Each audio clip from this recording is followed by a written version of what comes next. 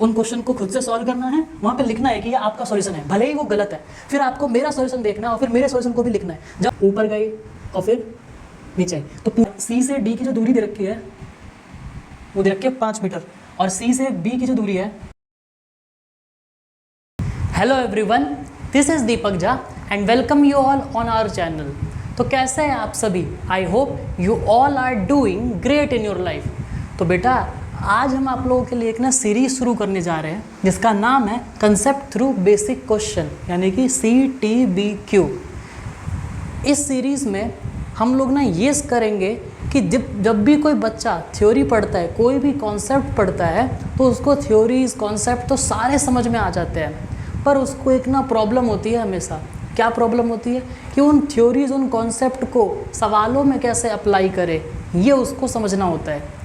और इसी प्रॉब्लम को दूर करने के लिए हम लोग लेकर के आए हैं ये सीरीज़ जिसका नाम है कॉन्सेप्ट थ्रू बेसिक क्वेश्चन। इस सीरीज़ में हम लोग टॉपिक वाइज लेक्चर को अटेंड करेंगे। इस लेक्चर की खास बात क्या होगी, मैं सिर्फ इसमें आपको क्वेश्चन सॉल्व नहीं कराऊंगा, क्वेश्चन को इस तरीके से सॉल्व कराऊंगा कि जो भी थ्योरीज होगी, जो भी कॉन्सेप्ट होंगे, उसको भी साथ साथ रिवाइज करेंगे और हम इसमें एक अप्रोच को डेवलप करेंगे कि किस तरीके से उस कॉन्सेप्ट को क्वेश्चन में अप्लाई किया जा रहा है।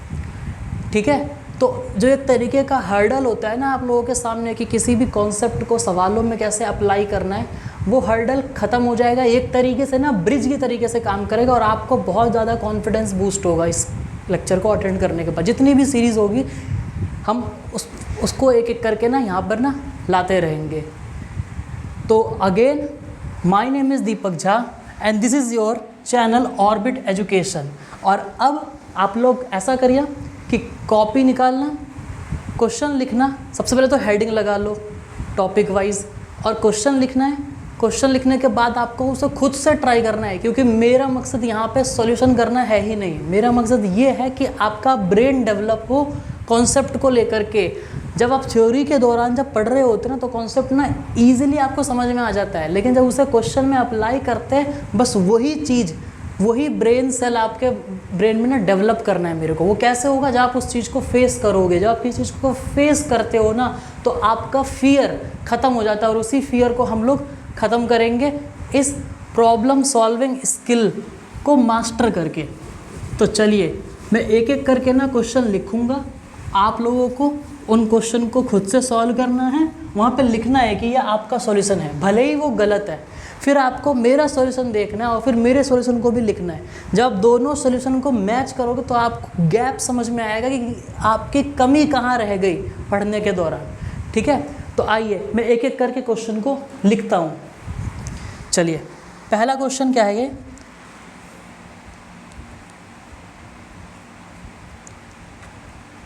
A particle moves along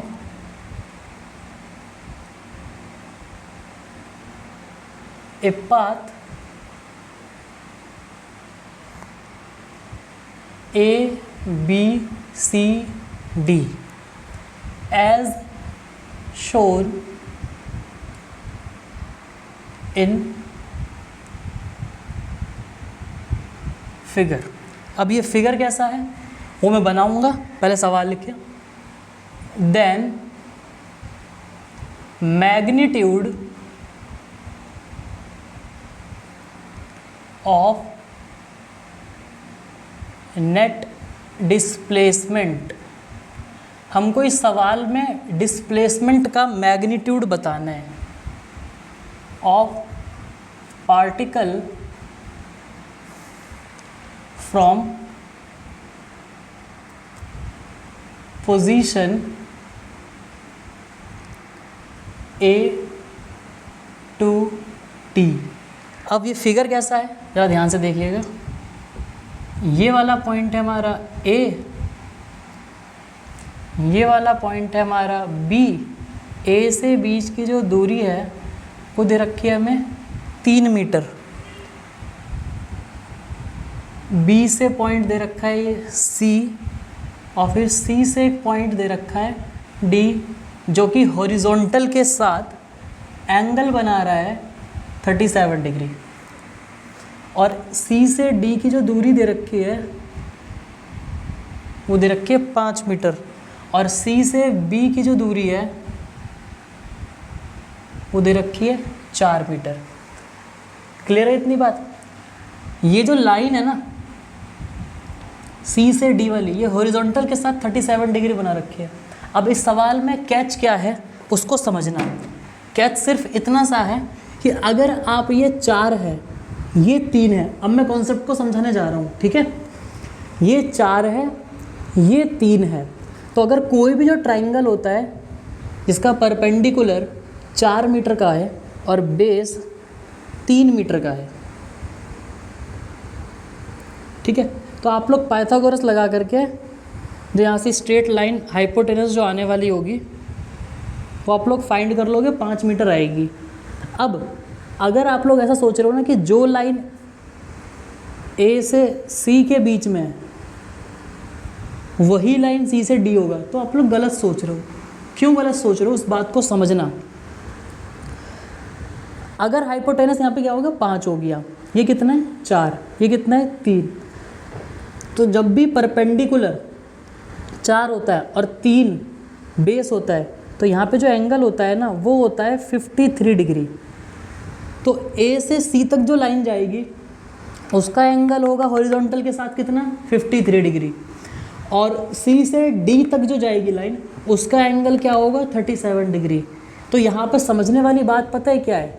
समझने वाली बात ये है कि A C and C D are different lines.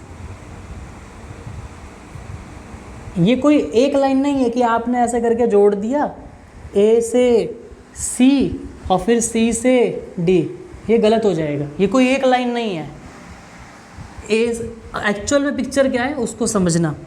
ए से जो सी है ना उसका एंगल ज़्यादा है। कितना ज़्यादा है? 53 डिग्री है। ये हो गया पॉइंट ए से सी का।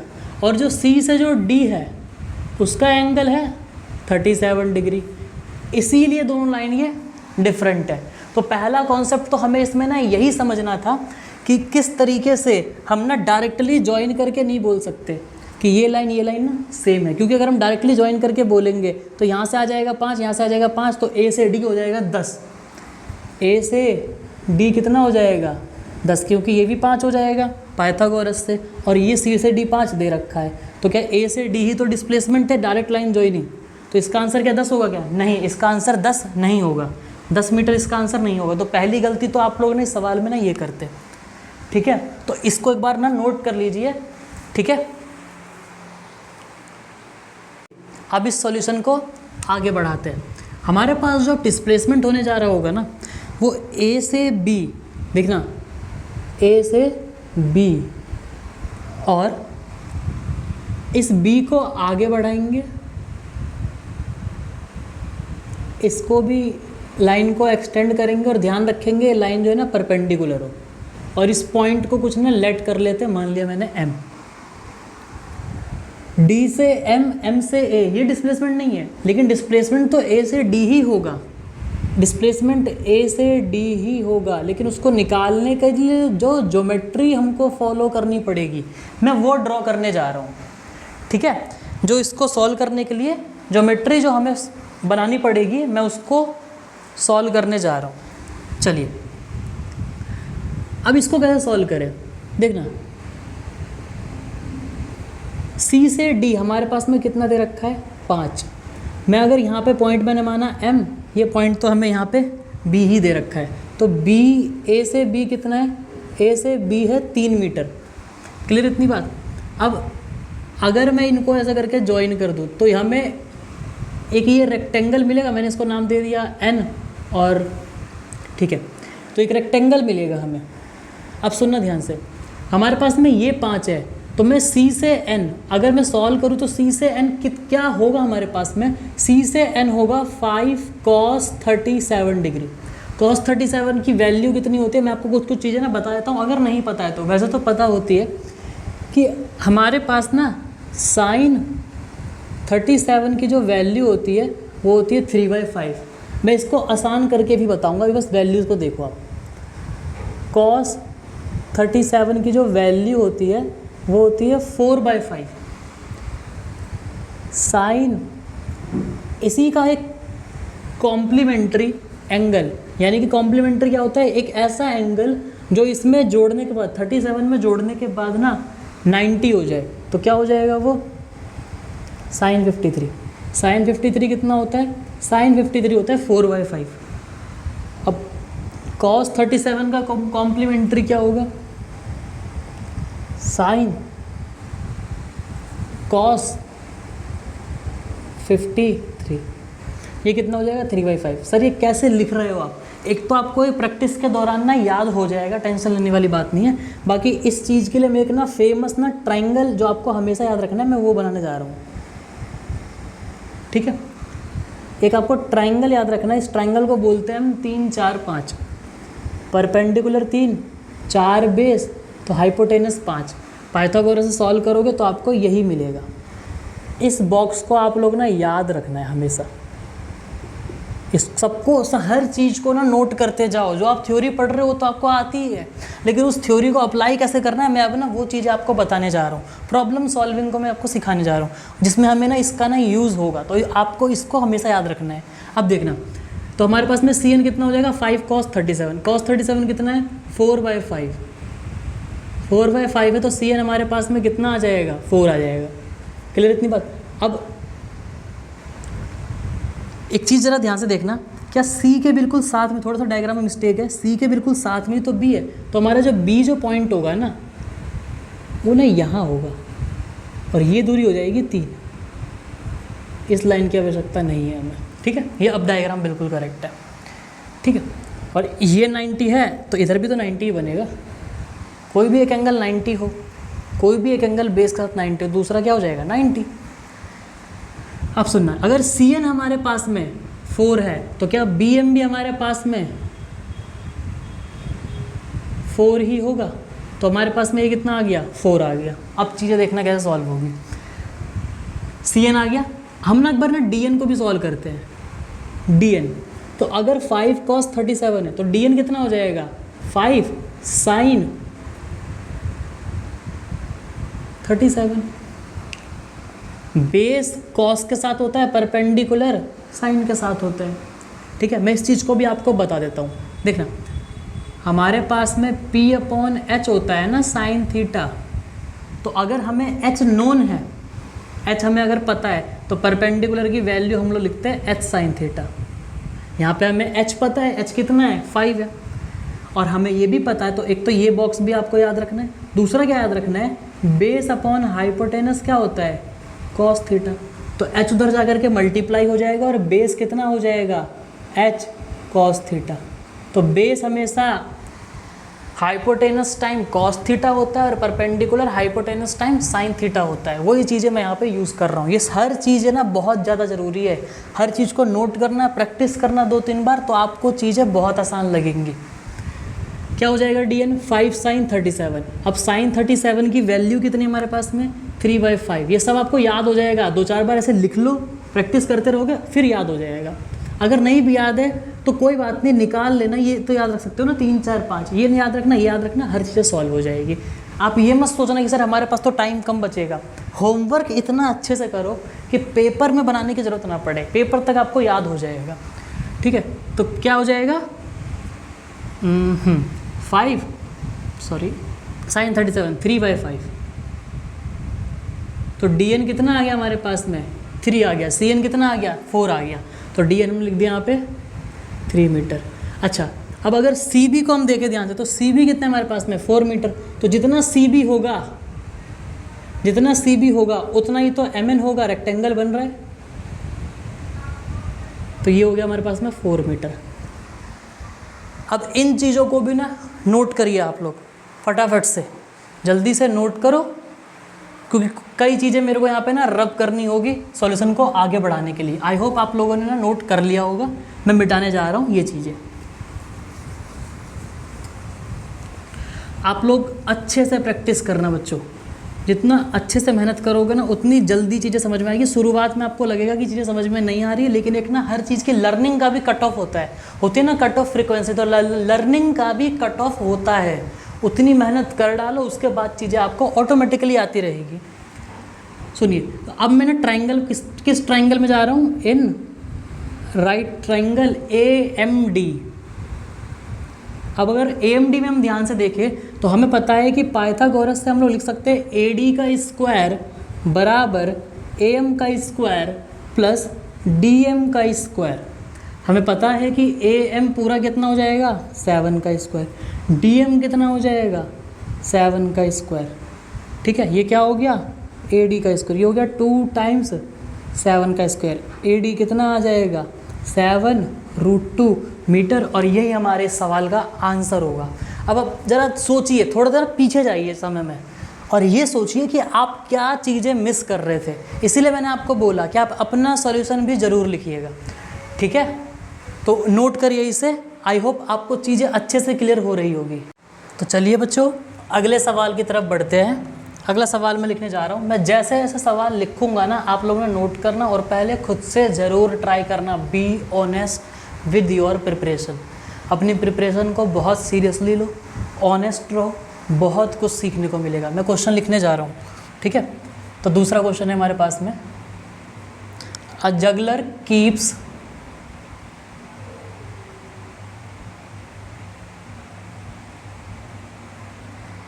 on moving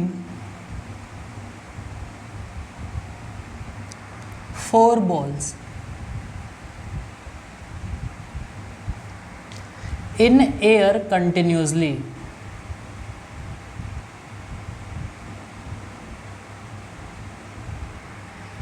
Such that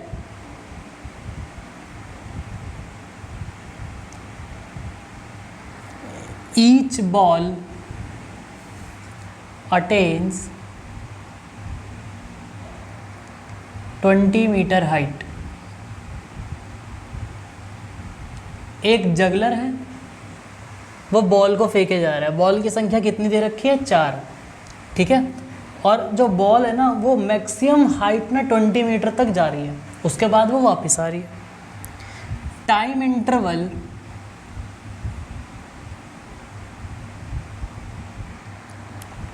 between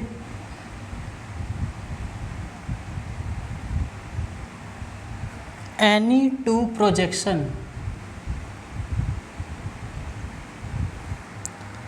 is same। जब वो पहली बॉल फेंक रहा है और जो दूसरी बॉल फेंक रहा है, तो पहली दूसरी बॉल में और दूसरी तीसरी बॉल में टाइम इंटरवल ना सेम है। इसका मतलब ये है, when first ball leaves his hand. Continuously फेंक रहा है, तो ये नहीं सोचना है कि पहले फेंकेगा तब दूसरा जाएगा, कंटिन्यूसली चल रहा है। तो कोई भी पहली बॉल जब उसके हाथ से निकली,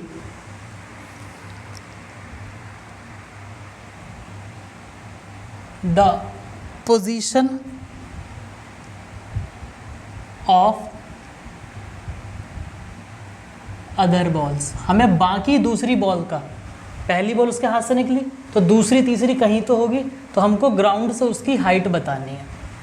ठीक है, सवाल आप लोगों को समझ में आ गया। मैं दोबारा बता देता हूँ। एक जगलर है, वो बॉल को फेंके जा रहा है, कंटिन्यूसली फेंके, 4 बॉल है टोटल उसके पास। तो जब भी पहली बॉल, वो पहली किसी भी बॉल को बोल रहा है, इसका मतलब ये नहीं है कि पहली बॉल तो फेंका होगा तब दूसरी फेंकेगा तब तीसरी, कंटिन्यूसली चल रहा है ना।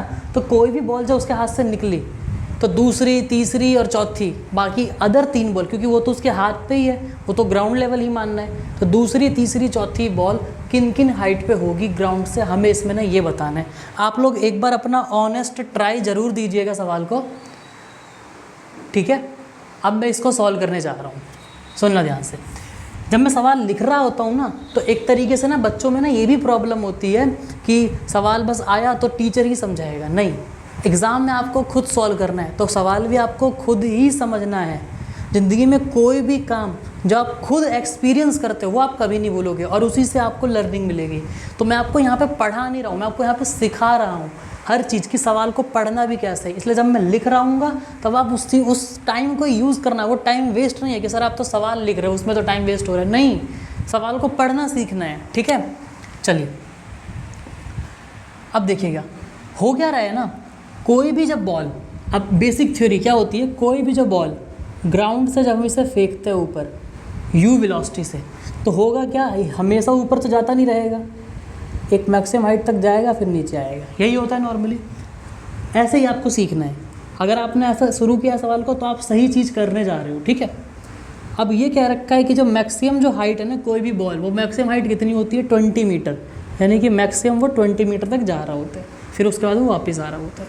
तो हमें ये पता लगाना है कि कोई भी बॉल 20 मीटर तक जाती है, कोई भी बॉल अगर 20 मीटर तक जाती है तो उसे कितनी स्पीड से फेंके कि वो 20 मीटर तक जाए। अगर हम धीरे फेंकेंगे तो कम जाएगा, तेज़ फेंकेंगे और ज़्यादा जाएगा, और ऊपर फेंकेंगे और ज़्यादा जाएगा, ठीक है। तो ऊंचाई जो है ना वो इस बात पर डिपेंड करता है कि कितनी वेलोसिटी हम उसे दे रहे हैं। अब 20 मीटर के लिए कितनी उसकी स्पीड होनी चाहिए, तो उसका फॉर्मूला होता है, हम निकालते तो इसी से v² - u² बराबर 2as करके, ठीक है ना। फिर हमारे पास में u तो हमें v तो 0 हो जाता है मैक्सिमम पॉइंट पे जा करके, मैक्सिमम हाइट पे जा करके v 0 हो जाएगा, तभी तो वहाँ से वापस आएगा, तो ये तो हो जाएगा 0, है ना। ये हो जाएगा u², ठीक है, और 2 हो जाएगा g, और हाइट ऊपर की तरफ है तो प्लस हो गया और g नीचे की तरफ है तो माइनस हो गया, प्लस माइनस कैंसिल हो जाएंगे, तो हमारे पास में क्या बचेगा, हमारे पास में बचेगा u² 2gh। क्या हमारे पास में h है, हाँ है। क्या हमारे पास में g है, वो भी है। तो u² की वैल्यू कितनी आ जाएगी, 20 है, तो u² की वैल्यू आ गई 20 मीटर पर सेकंड। सिंपल। कोई भी बॉल 20 मीटर तक तब जाएगा जब मैं उसे 20 मीटर पर सेकंड से फेंकूंगा। अब ज़रा ध्यान सुनना, यह हमारे पास में स्पीड आ गई। अब सुनना, यहाँ से यहाँ जाएगा फिर यहाँ से यहाँ आएगा, तो इसमें कुछ तो टाइम लगेगा, इसी को बोलते हैं टाइम इंटरवल। तो कैपिटल T, टाइम इंटरवल नहीं, इसको टाइम पीरियड बोल लो, कि ग्राउंड से लेकर के दोबारा ग्राउंड तक आने का टाइम। ये हमारे पास में टाइम पीरियड है, या फिर इसे बोल लो टाइम ऑफ फ्लाइट।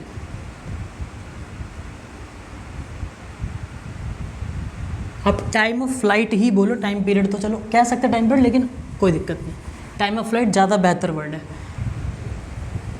उसको सॉल्व करते हैं हम लोग। बच्चों टाइम ऑफ फ्लाइट को कैलकुलेट करते हैं, तो हम लोग उसमें ना ये वाली इक्वेशन को यूज़ करेंगे, s बराबर ut प्लस हाफ at²। और भी कई तरीके होंगे, एक एक करके मैं हर चीज़ को आपको समझाऊंगा। आप यही सोच रहे होंगे ना कि सर बाकी के जो 2 इक्वेशन होते हैं इक्वेशन ऑफ मोशन में, उससे नहीं सॉल्व कर सकते हैं, हर चीज़ से कर सकते हैं। पहले इसको समझते हैं। अगर बॉल हमारे पास में यहाँ है, ये ऊपर गया फिर नीचे आ गया, तो डिस्प्लेसमेंट कितना हुआ पूरे टाइम ऑफ फ्लाइट के दौरान। पूरा टाइम ऑफ फ्लाइट तो होता ही तब है जब पहले ग्राउंड शुरू हुआ हो और दोबारा से ग्राउंड पे आ गया हो, तो क्या डिस्प्लेसमेंट क्या 0 ही होगा? बिल्कुल सही है, 0 होगा। u कितना है, u हमारे पास में 20, t कितना है, t हमारे पास में कैपिटल T जो कि टाइम ऑफ फ्लाइट पूरे जर्नी के दौरान का टाइम, ठीक है। ये हो गया हाफ। एक्सेलरेशन कितना है 10, g की वैल्यू 10 होती है, ये हो गया t², ठीक है। अब देखिएगा ये कितना हो जाएगा हमारे पास में, g हमारे पास में माइनस का 10 होगा, क्यों, क्योंकि ना नीचे की तरफ है, ठीक है, डाउनवर्ड है g। तो आप जहाँ खड़े होते हो वहाँ ओरिजिन मानते हो, ऊपर की चीज़ ना पॉजिटिव रहती है, नीचे की चीज़ नेगेटिव रहती है। ये इधर आ जाएगा तो क्या हो जाएगा हमारे पास में 5t² = 20t, ठीक है ना। t से t कैंसिल हो गया तो क्या हो जाएगा 5t बराबर 20, ठीक है। अब यहाँ पे पता है क्या, यहाँ पे एक बात ये है कि आपने कैंसिल ना मत करो, क्यों, और क्लैरिटी आएगी, ज़रा ध्यान से समझना। 5t² माइनस का 20t = 0। मैंने क्या किया, मैंने t कॉमन लिया, तो अगर मैं t को कॉमन लूँगा तो क्या बनेगा हमारे पास में, ये कुछ बनेगा। अब दो चीज़ों का प्रोडक्ट यहाँ से ना 0, तो t की ना 2 वैल्यू आएगी, एक तो 0 आएगी और एक आएगी 5t = 20, और t की वैल्यू क्या आ जाएगी 4 सेकेंड। इस सॉल्यूशन से हमको ना ये समझ में आ रहा है, इस सॉल्यूशन से हमको ये समझ में आ रहा है कि पहली बार जब बॉल ना ग्राउंड पे था वो वाला टाइम कितना है 0 सेकेंड स्टार्टिंग में, और जब दोबारा आया वो वाला टाइम कितना है 4 सेकेंड। तो 0 से लेकर के 4 सेकेंड, तो टोटल कितना हो जाएगा टाइम ऑफ फ्लाइट कितना हो जाएगा 4 सेकेंड। अब ज़रा यहाँ से ध्यान सुनना बात को, टाइम ऑफ फ्लाइट में ना 2 चीज़ें होती है, एक होता है टाइम ऑफ एसेंट, यानी कि ऊपर जाने का टाइम, इसको बोलते हैं टाइम ऑफ एसेंट। और एक होता है टाइम ऑफ डिसेंट। मैं एक बार देख लेता हूँ बेटा, एक कट तो नहीं रहा है, फ्रेम में आ तो रहा है ये, हाँ बेटा विजिबल है। तो एक होता है टाइम ऑफ एसेंट, एक होता है टाइम ऑफ डिसेंट। तो टाइम ऑफ एसेंट क्या हो जाएगा हमारे पास में, इसका हाफ हो जाएगा। जैसे 2 सेकंड का टाइम ऑफ एसेंट होगा, यानी कि 2 सेकंड लगेंगे बॉल को ऊपर जाने में और 2 सेकंड लगेंगे बॉल को नीचे आने में। ठीक है, तो ये पूरा अंडरस्टैंडिंग है इस सवाल का। अब जरा ध्यान सुनना, कई बच्चे ना इसको ना ऐसे भी सॉल्व कर सकते हैं। मैं इसी को बता रहा हूँ, टाइम ऑफ फ्लाइट को मैं हर चीज़ को लेकर के बता रहा हूँ। मैंने क्या बोला था कि मेरा काम सिर्फ और सिर्फ ना सवाल को सॉल्व करना नहीं है, एक सवाल के पीछे क्या थॉट है, उसको कैसे रिजॉल्व करना है, उसको एक चीज़ को मैं ना ब्रेक करके बता रहा हूँ। ठीक है, ध्यान सुनना। एक ये इक्वेशन होती है v बराबर ना u प्लस में 80। अब इसको देखिए कैसे सॉल्व करेंगे। v यहाँ 0 है, u कितना है 20, एक्सेलरेशन कितना है -10, t कितना है टाइम ऑफ एसेंट। ये कौन सा वाला टाइम है, ये टाइम ऑफ एसेंट है, टी ए बोल दिया मैंने क्योंकि यहाँ से यहाँ तक का टाइम है ना, बस v यहीं तो 0 है, यहाँ थोड़ी ना 0 होगा। मैंने यहाँ पे v 0 लिखा है, यानी कि वो यहाँ की बात कर रहा है। आप ये मत सोचना कि v तो 0 हो गया, ग्राउंड पे गिरने के बाद 0 होगा, लेकिन जब ग्राउंड पे टच कर रहा होगा तब 0 नहीं होगा। ठीक है, तो कितना हो जाएगा ये 10 times time of ascent equals to 20। तो यहाँ से टाइम ऑफ एसेंट कितना आ जाएगा 2 सेकेंड, वो भी तो हमने यहाँ पे सॉल्व किया था। टाइम ऑफ एसेंट कितना आ जाएगा 2 सेकेंड। अब 2 सेकेंड जाने में लग रहा है, 2 सेकेंड आने में भी लगेगा। ये तो बस मैंने आपको एक्स्ट्रा नॉलेज दी, आने में भी 2 ही सेकेंड लगेगा। आप इससे भी सॉल्व कर सकते थे। रही बात ना तीसरी इक्वेशन, v² - u² बराबर 2as। इसमें तो टाइम है ही नहीं, तो टाइम ऑफ फ्लाइट यहाँ से कैलकुलेट हो ही नहीं पाएगा। क्या सर हम क्या ये फिर बिल्कुल यूज़ नहीं करेंगे, यही तो यूज़ किया है। 3 इक्वेशन है, सिचुएशन के हिसाब से लगती है वो चीज़। कोई भी 2 इक्वेशन को कहीं भी यूज़ कर लोगे, वो तीसरी अपने आप ही यूज़ हो गई, अलग से यूज़ करने की ज़रूरत नहीं है। ठीक है, तो मैं आपको ये बताना चाह रहा था, 2 इक्वेशन यूज़ हो गई है, सवाल की धज्जियाँ उड़ गई। अब हर चीज़ हम लोग जानते हैं इस सवाल में। ठीक है, ये हो गया टाइम ऑफ एसेंट, ये हो गया टाइम ऑफ डिसेंट। इस चीज़ को नोट करो, मेरे को थोड़े से स्पेस की और ज़रूरत होगी। ठीक है, तो चलिए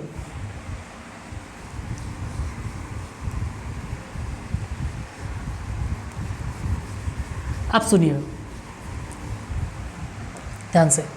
कहने का मतलब क्या है ना, जैसे ही ना बॉल यहाँ से थोड़ा बड़ा बनाते हैं इसे, ऊपर गई और फिर नीचे आई, तो पूरे में टाइम कितना लग रहा है 2 सेकंड जाने में, 2 सेकंड आने में। यानी कि कोई भी एक बॉल 4 सेकंड में वहीं आ जाती है, 4 सेकंड में वहीं आ जाती है। अब सुनना ध्यान से, जब कोई एक बॉल ऊपर गई, अब जब तक वो दोबारा नीचे ना आ जाए, मेरे को और कितनी बॉल फेंकनी है 3, तभी तो मैं चौथी कैच करूँगा। ठीक है, तो कुल मिलाकर के उस 4 सेकंड में, तो पहली फेंकी मैंने 4 सेकंड के अंदर ही, दूसरी तीसरी और चौथी भी 4 सेकंड में फेंक दी, ताकि पहली वाली में दोबारा पकड़ लूँ। ध्यान समझना इस बात को, हो क्या रहा है ना, जो मैंने बोला उसको आप लोगों ने सुना। अब यहाँ पर डायग्राम वाइज भी देखो, ये हमारे पास में जैसे फर्स्ट बॉल ना निकली, अब देख रहा इस पूरे टाइम के दौरान मेरे पास में 4 बॉल हैंडल करनी है ना मेरे को, तो इस 4 सेकंड में जो पहली बॉल मैं फेंक रहा हूँ वो दोबारा 4 सेकंड में आ जाएगी। इसका मतलब जो बाकी की जो 3 होगी उसको फेंक चुका होना चाहिए मेरे द्वारा, और जो एक मैंने फेंकी थी शुरुआत वाली वो भी है। इस बात को बार बार ना रिवाइंड करके सुनना, मैं एक बार दोबारा से बताता हूँ। मैंने पहली बॉल फेंकी, अब वो जब मेरे हाथ में आएगी, जो कि 4 सेकंड बाद आएगी, तब तक मैं 3 और फेंक चुका होना चाहिए। पहली तो फेंकी थी, 3 और, तो कुल मिलाकर के 4 थ्रो कर दिए होने चाहिए मैंने। तो टाइम इंटरवल, क्योंकि क्या बोला हुआ है ना, टाइम इंटरवल ना सेम है, इसलिए इक्वल इंटरवल में मैंने उसे बांट दिया। तो ये मैंने बोला है टाइम इंटरवल, वो कितना हो जाएगा, टाइम ऑफ फ्लाइट का ना 1/4 टाइम हो जाएगा। तो 4/4, ये कितना हो जाएगा 1 सेकेंड। यानी कि हर एक सेकेंड में मैं फेंक रहा हूँ। 1 सेकेंड देखो, 0 सेकेंड मेरे पास था, ये रहा वो 0 सेकेंड फेंका मैंने, एक में गया, इतने में दूसरे को ही फेंक दिया, तीसरे को ही फेंक दिया, चौथे को ही फेंक दिया, तब ये मेरे पास में आ गया वापस। ठीक है, दोबारा बताता हूँ मैं। पहली बॉल को फेंका, 1 सेकेंड में गया, अब दूसरे को फेंक दिया, तीसरे को फेंक दिया, अब फिर चौथे को फेंक दिया। तो 4 सेकंड में 4 थ्रो करे मैंने, तो हर एक थ्रो के बीच में कितना टाइम इंटरवल होगा 1 सेकेंड, अब सुनना ध्यान से। जो बॉल मैंने यहाँ फेंकी, ये 1 सेकेंड में कुछ हाइट तक जाएगी, फिर जो यहाँ वाली बॉल है वो दूसरे सेकेंड में फिर ऊपर जाएगी, ठीक है।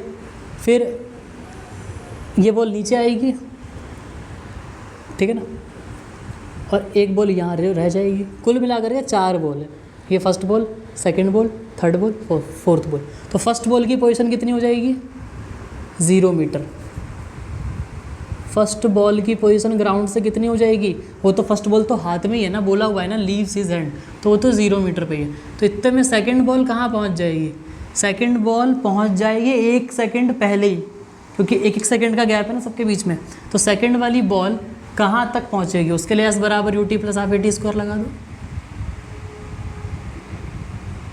ठीक है। अब S नापना इसका, एरी सेकंड बॉल मेरी ये वाली, ठीक है। U हमें पता है इसका कितना है 20, टाइम कितना है 1/2, एक्सेलरेशन कितना है 10, T स्क्वायर कितना हो जाएगा 1 का स्क्वायर, ठीक है। अब ग्रेविटी की वैल्यू 10 है माइनस में, तो कितना हो जाएगा? ये हो जाएगा 5, ये हो जाएगा 20, तो कितना हो जाएगा 20 - 5। कुछ मिस्टेक करी क्या मैंने? 20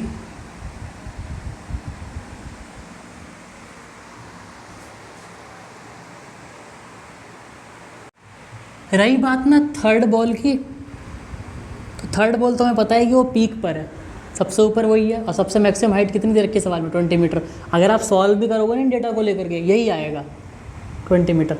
रही बात ना फोर्थ बॉल की, तो फोर्थ बॉल तो सेकंड के साथ कॉन्साइड कर रही है ना, फोर्थ बॉल सेकंड के साथ कॉन्साइड कर रही है, तो ये भी कितना हो जाएगा 15 मीटर। तो ये ना रेस्पेक्टिव ना पोजीशन आ गए, और अब जा करके ये सवाल हमारा सॉल्व हुआ है। लेकिन मैंने सिर्फ सवाल को सॉल्व नहीं किया है, मैंने एक एक चीज़ें आपको एक्सप्लेन करी है बिल्कुल अच्छे से, ठीक है। तो बेटा आज के लेक्चर में इतना ही, 2 ही सवाल है, कम है, नई शुरुआत है।